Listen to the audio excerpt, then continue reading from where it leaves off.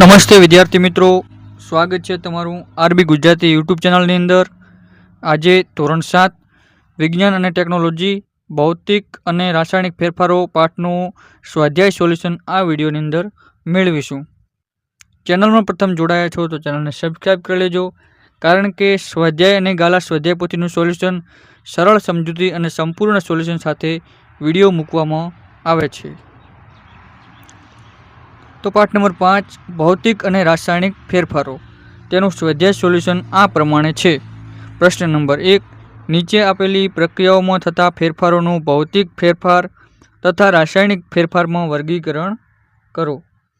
1. પ્રકાશ સંશ્લેષણ, 2. પાણીમાં સાકર કે ખાંડનું ઓગળવું, 3. કોલસાનું દહન, 4. મીણનું પીગળવું, 5. એલ્યુમિનિયમના ટુકડાને ટીપીને તેમાંથી એલ્યુમિનિયમ ફોઇલ બનાવવી, 6. ખોરાકનું પાચન। તો જવાબ છે ભૌતિક ફેરફાર, પાણીમાં સાકર કે ખાંડનું ઓગળવું, મીણનું પીગળવું, એલ્યુમિનિયમના ટુકડાને ટીપીને તેમાંથી એલ્યુમિનિયમ ફોઇલ બનાવવી। રાસાયણિક ફેરફાર, પ્રકાશ સંશ્લેષણ, કોલસાનું દહન, ખોરાકનું પાચન। પ્રશ્ન નંબર 2, નીચે આપેલ વિધાન સાચા છે કે ખોટા છે તે જણાવો। જો વિધાન ખોટું હોય તો તમારી નોટબુકમાં સાચું વિધાન લખો। પહેલું વિધાન છે લાકડાને કાપીને તેના ટુકડા કરવા એ રાસાયણિક ફેરફાર છે, તો એ ફેલ્સ એટલે કે ખોટું છે। બીજું, પાંદડામાંથી ખાતર બનાવવું એ રાસાયણિક ફેરફાર છે, ટ્રુ, તો એ સાચું છે। પ્રશ્ન નંબર 3, લોખંડની પાઇપ પર જસતનો ઢોળ ચડાવવાથી તેને જલ્દી કાટ લાગતો નથી, ટ્રુ, તો એટલે સાચું છે।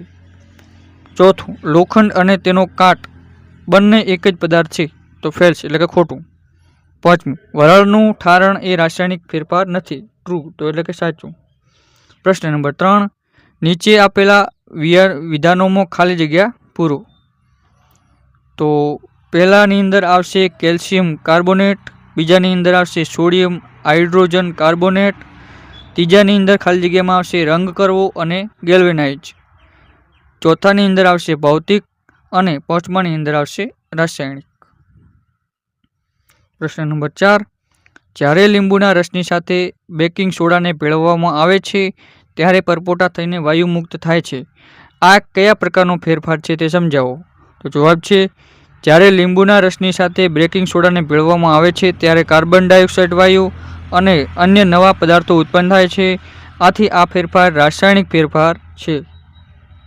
પ્રશ્ન નંબર 5, જ્યારે મીણબત્તી સળગે છે ત્યારે ભૌતિક અને રાસાયણિક બંને ફેરફારો થાય છે, આ ફેરફારોને ઓળખો તથા એક બીજું એવું ઉદાહરણ જણાવો કે જેમાં ભૌતિક અને રાસાયણિક બંને પ્રકારના ફેરફારો થતા હોય।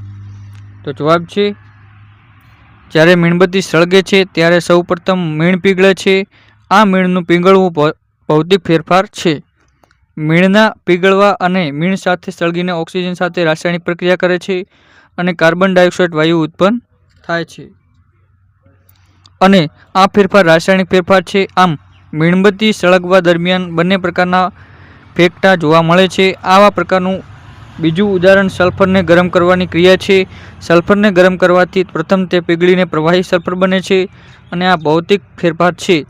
પ્રવાહી સલ્ફરને વધુ ગરમ કરવાનું ચાલુ રાખતા તે વાયુ સ્વરૂપમાં ફેરફાર થાય છે અને ત્યારે સળગી ઉઠે છે, સલ્ફર ડાયોક્સાઇડ વાયુ બનાવે છે, આ રાસાયણિક ફેરફાર છે। પ્રશ્ન નંબર 5, તમે કેવી રીતે બતાવી શકો કે દહીંનું જામવું એ રાસાયણિક ફેરફાર છે? તો જવાબ છે દહીં બનાવવા મૂળ પદાર્થ દૂધ છે, દૂધમાં બેક્ટેરિયાની પ્રક્રિયા દહીં તથા ગુણધર્મવાળો પદાર્થ બને છે। દૂધ એ દહીં ભિન્ન રાસાયણિક ગુણધર્મોવાળા પદાર્થો છે, તેથી દહીંનું જામવું એ રાસાયણિક પ્રક્રિયા છે, રાસાયણિક ફેરફાર છે। પ્રશ્ન નંબર 7, સમજાવો કે લાકડાનું બળવું તથા લાકડાને તેના ટુકડાઓમાં કાપવું બંને જુદા જુદા પ્રકારના ફેરફાર ગણવામાં આવે છે। તો જવાબ છે લાકડાનું દહન થાય ત્યારે રાસાયણિક પ્રક્રિયા થઈ નવા ગુણધર્મો વાળા પદાર્થો ગુણધર્મો રાખ અને કાર્બન ડાયોક્સાઇડ બને છે, તેથી તે રાસાયણિક ફેરફાર છે। જ્યારે લાકડાને કાપી નાના ટુકડા કરવાથી તેનો આકાર અને કદ બદલાઈ જાય છે, પરંતુ નાના ટુકડાઓ એ પદાર્થો તો લાકડું જ છે, તેથી તેને ભૌતિક ફેરફાર થાય છે। આમ લાકડાનું દહન થવું તથા લાકડાને તેના ટુકડામાં કાપવું એ બંને જુદા જુદા ફેરફાર છે. પ્રશ્ન નંબર 8. સલ્ફેટના સ્ફટિકો કેવી રીતે બનાવવામાં આવે છે તેનું વર્ણન કરો. જવાબ છે કોપર સલ્ફેટના સ્ફટિક મેળવવાની ક્રિયાને સ્ફટિકીકરણ કહે છે. કોપર સલ્ફેટ અને સ્ફટિક મેળવવાની રીત આ મુજબ છે. રીત નીચે મુજબ છે. તો જવાબ છે 1 બીકરમાં 1 કપ પાણી લો, પાણીને ગરમ કરો, પાણીને ઉકળે ત્યાં સુધી ગરમ કરો અને હવે તેમાં કોપર સલ્ફેટનો ભૂકો ઉમેરતા જાઓ અને મિશ્રણને હલાવતા રહો. જ્યારે દ્રાવણમાં વધુ કોપર સલ્ફેટ ઓગળતો બંધ થાય ત્યારે દ્રાવણને ગાળી લો. આ દ્રાવણને સંતૃપ્ત દ્રાવણ કહેવાય. 5. આ દ્રાવણને થોડા કલાકો સુધી સ્થિર પડ્યું રહેવા દો. ત્યાર પછી દ્રાવણમાં સ્ફટિક દેખાય તે કેમ તપાસો. કોપર સલ્ફેટના દ્રાવકમાં વાદળી રંગના કોપર સલ્ફેટના મોટા સ્ફટિક જોવા મળે છે. પ્રશ્ન નંબર 9 સમજાવો.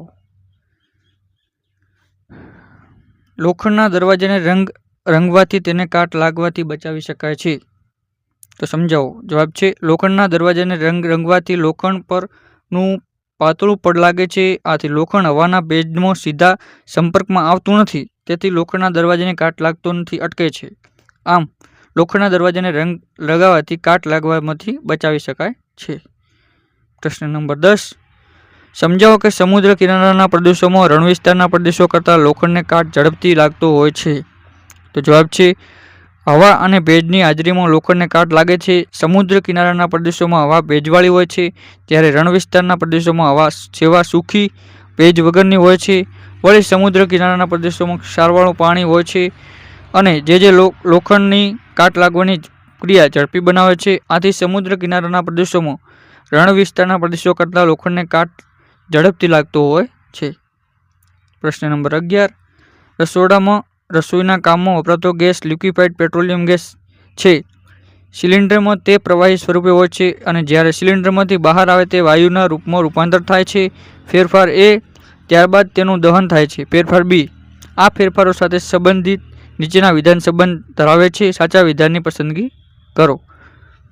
તો જવાબ છે B. ફેરફાર B રાસાયણિક ફેરફાર છે. પ્રશ્ન નંબર 12 અજારક બેક્ટેરિયા પ્રાણીજ કચરાને પચાવીને બાયોગેસ બનાવે છે. ફેરફાર A. ત્યારબાદ બાયોગેસનું બળતણ બળે છે. ફેરફાર B. તો તેની સાથે સંબંધિત નીચે આપેલા વિધાનોમાંથી સાચું વિધાન પસંદ કરો. તો તેનો જવાબ આવશે C.